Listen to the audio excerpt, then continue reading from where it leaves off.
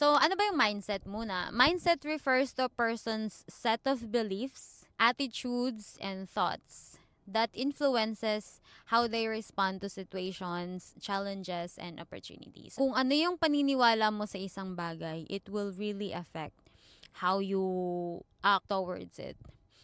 And halimbawa, kapag nasa isang toxic relationship ka, kapag meron ka nung toxic gratitude na at least hindi niya ako sinasaktan, at least mahal niya pa rin ako, at least hindi siya nang bababae. Pero kung sinasaktan ka niya verbally, you don't have to settle for that. Ito yung madalas kong marinig sa mga matatanda na sinasabing yung sa mag-asawa na at least sa'yo pa rin siya umuwi. You really have to surround yourself with the right people. Kasi yung mga gantong mga linyahan, hindi mo dapat naririnig yan sa mga taong nakapaligid sa'yo. And hindi mo dapat yan sinasabi sa sarili mo.